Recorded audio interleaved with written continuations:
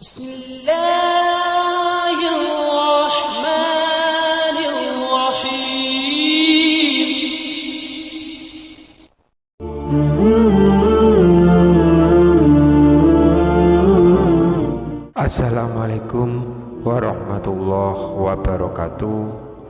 Alhamdulillahirabbil alamin, wassalatu wassalamu ala asrofil anbiya'i wal mursalin, nabiyina wa habibina Muhammadin wa ala alihi wa sahbihi ajmain wa man tabi'ahum bi ihsanin ila yaumidin.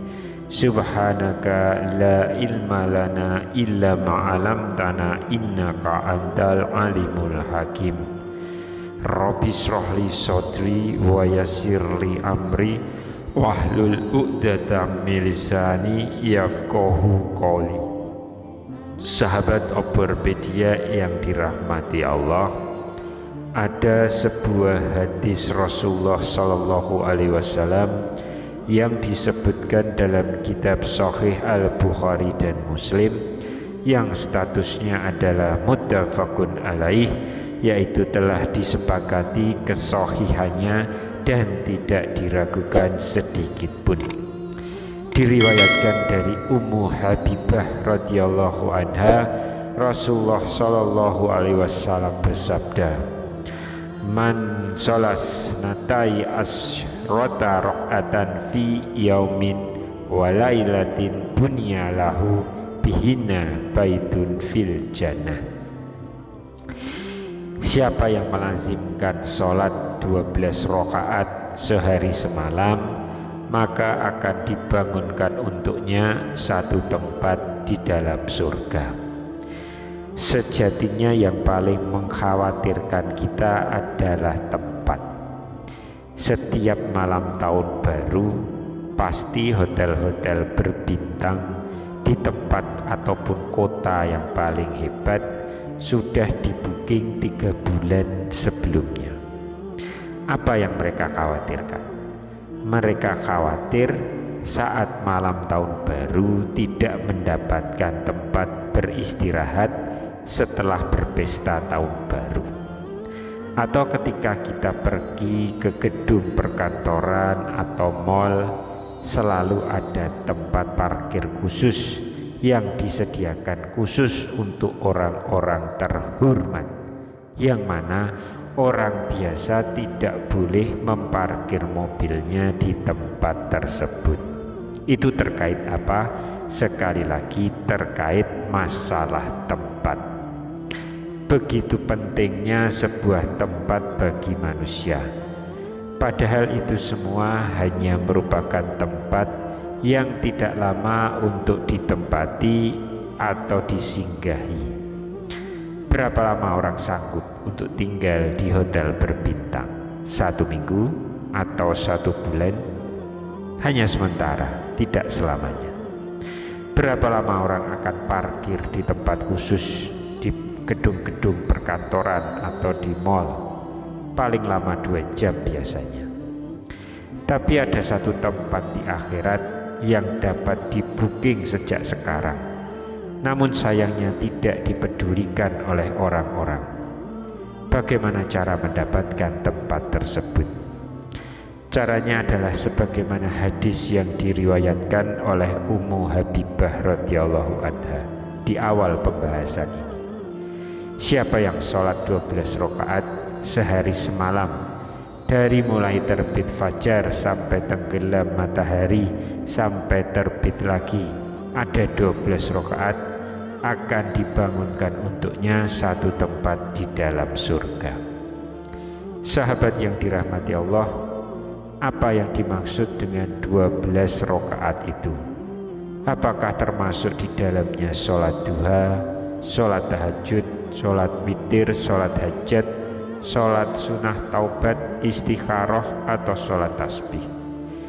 Yang dimaksud dengan 12 rakaat itu hanyalah sholat qobliyah dan ba'diyah saja, yaitu 4 rakaat sebelum zuhur, 2 rakaat setelah zuhur, 2 rakaat setelah maghrib, 2 rakaat setelah isya, 2 rakaat sebelum subuh.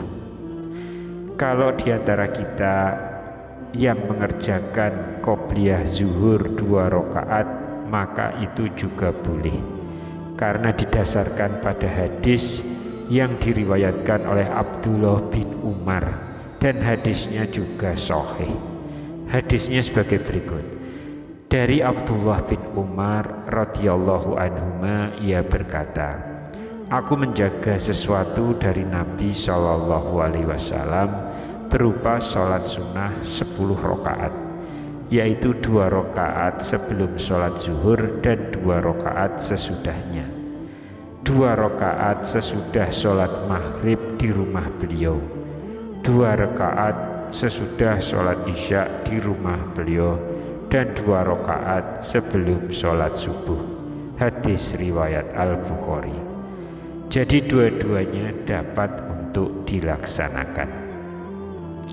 Sahabat yang dirahmati Allah, sholat sunnah qobliyah dan ba'diyah itu tidaklah sama derajatnya.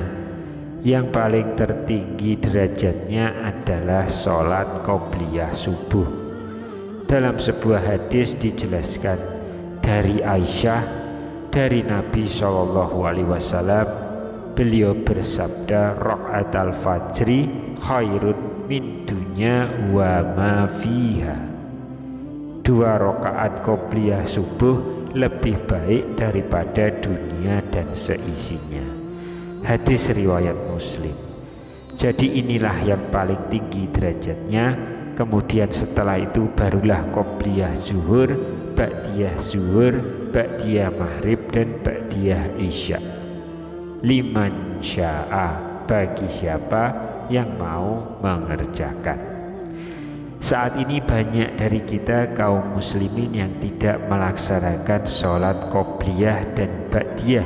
Apa alasannya? Ternyata banyak sekali faktor yang menyebabkannya. Ada yang disebabkan karena malas, ada yang karena yakin betul kalau umurnya masih panjang, jadi nanti-nanti saja sholat sunnahnya, yang wajib saja dulu. Namun faktor terbesarnya adalah karena kesalahan dalam pemahaman. Jadi karena pengetahuan yang salah, sehingga menerima definisi bahwa ini adalah sunnah, dilaksanakan mendapatkan pahala, ditinggalkan tidak apa-apa. Jadi akhirnya mereka tidak sholat sunnah, toh ditinggalkan juga tidak apa-apa. Padahal sholat sunnah itu adalah sebagaimana yang disebutkan dalam Sunan At-Tirmizi. Dari Abu Hurairah, Rasulullah Shallallahu alaihi wasallam bersabda, sesungguhnya yang pertama kali dihisab atas seorang hamba pada hari kiamat adalah sholatnya. Jika sholatnya baik, maka ia akan beruntung dan selamat. Jika sholatnya rusak, maka ia akan rugi dan tidak beruntung. Jika pada amalan fardunya ada yang kurang, maka Rabb Azza wa Jalla berfirman, periksalah apakah hambaku mempunyai ibadah sunnah yang bisa menyempurnakan ibadah wajibnya yang kurang. Lalu setiap amal akan diperlakukan seperti itu. Jadi bisa dijelaskan dari hadis itu bahwa sesungguhnya yang pertama kali dihisab dari seorang hamba pada hari kiamat nanti adalah sholatnya, bukan hajinya, berapa kali ia telah pergi ke Baitullah, bukan berapa kali ia sudah umrah, bukan berapa masjid yang sudah ia bangun. Itu semua memang akan dihitung, tapi yang pertama kali dihisab adalah sholatnya. Lalu di mana posisi letak sholat sunnah? Yaitu kalau ada kekurangan pada sholat fardunya. Namun yang dimaksud kekurangan di sini adalah kekurangan dalam bacaan yang tidak sempurna. Ada kekurangan dalam gerakan yang tidak sempurna, bukan artinya sholat fardunya yang kurang. Atas kekurangan tadi, maka akan ditutup dengan sholat sunnahnya. Oleh karena itu, kita yang merasa banyak kekurangan, kadang tumak ninah kita tidak sempurna, Kadang bacaan kita tidak baik dan lengkap seperti yang diajarkan Rasulullah SAW.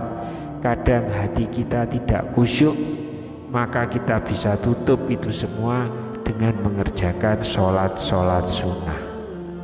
Sehingga kalau pemahaman kaum muslimin terkait sholat sunnah itu begitu penting, maka dia tidak akan meninggalkan walau sesaat pun. Sampai-sampai Nabi SAW ketika bersama Bilal dalam suatu perjalanan yang panjang penuh dengan rintangan dan kesulitan, karena terlalu lelah, Nabi SAW pun tertidur saat beristirahat. Mereka terjaga ketika sinar matahari mengenai wajah mereka, sehingga mereka pun terbangun. Jadi kira-kira terbangunnya itu jam 7 pagi. Ketika Nabi terbangun, beliau tidak langsung sholat subuh, tapi beliau perintahkan kepada Bilal bin Abi Rabah untuk mengumandangkan azan. Setelah itu mereka melaksanakan sholat qobliyah subuh terlebih dulu. Begitu pentingnya sholat qobliyah subuh ini.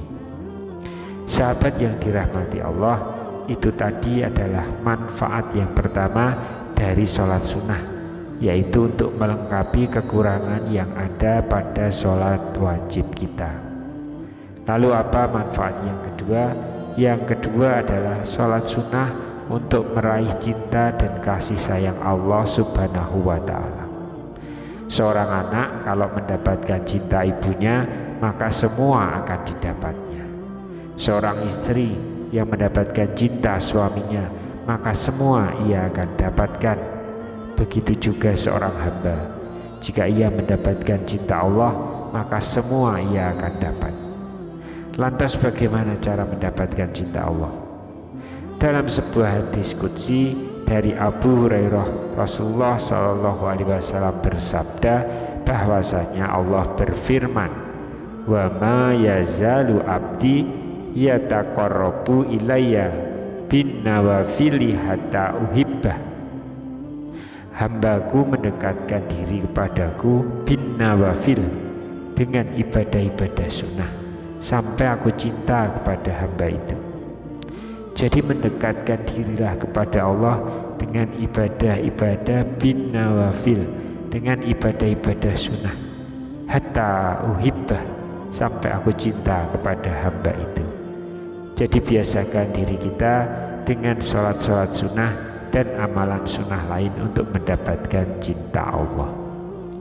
Sahabat yang dirahmati Allah, oleh sebab itu jika badan kita sehat, segar bugar, tidak kurang suatu apapun, punya waktu luang, maka kita manfaatkan sholat sunnah ini untuk mengisi waktu guna mendekatkan diri kepada Allah Subhanahu wa Ta'ala. Allah berfirman dalam Quran surat Al-Baqarah ayat ke-45, "Wasta'inu bisobri wassholah wa innaha laqabiratun ila 'alal khashiin." Jadikanlah sabar dan sholat sebagai penolongmu, dan sesungguhnya yang demikian itu sungguh berat, kecuali bagi orang-orang yang khusyuk. Kemudian fungsi selanjutnya dari sholat sunnah adalah sebagai bentuk pemanasan menuju masuknya sholat wajib. Itulah sebabnya Rasulullah SAW ketika bangun malam, beliau tidak langsung sholat dengan ayat yang panjang, tapi beliau sholat dengan rakaataini khafifataini, dengan 2 rakaat yang ringan. Untuk apa? Untuk pemanasan agar otot kaki tidak kejang. Adapun manfaat kesehatan fisik yang didapat dari ibadah sholat sudah tidak perlu diragukan lagi. Ketika otot-otot kaki meregang, ketika tulang belakang membengkok, ketika leher tak terlalu tunduk dan tak terlalu ke atas, ini semua mengandung efek kesehatan yang hanya dapat dijelaskan oleh para pakar medis. Namun kita sholat bukan karena itu. Dikhawatirkan kalau sholat karena gerakan fisik, nanti orang sholat niatnya akan bercampur antara lillahi ta'ala dengan sport atau olahraga. Padahal kita disuruh sholat wa ma umiru, tidaklah mereka diperintahkan illa liya'budullah, melainkan ibadah kepada Allah mukhlisina lahuddin, ikhlas hanya karena Allah subhanahu wa ta'ala. Bahwa dalam sholat itu ada manfaat zahir maupun batin, alhamdulillah. Tapi kita sholat bukan karena itu. Manfaat itu akan datang belakangan karena hikmah dari Allah subhanahu wa ta'ala. Oleh sebab itu, ibadah-ibadah sunnah ini hendaknya kita laksanakan saja sami'na wa ata'na, bahwa manfaatnya ditemukan oleh dokter, psikolog, atau oleh para pakar, maka hendaknya kita beribadah bukan karena temuan-temuan itu, tapi kita beribadah karena Allah subhanahu wa ta'ala. Semoga pembahasan terkait beberapa manfaat dari sholat sunnah ini bisa kita jadikan bekal untuk beribadah, mendekatkan diri kepada Allah. Semoga kita dimasukkan oleh Allah ta'ala tergolong orang-orang yang tambah ilmunya, tambah amalnya, tambah ibadahnya kepada Allah subhanahu wa ta'ala, dan bertambah hidayah darinya. Amin ya rabbal alamin.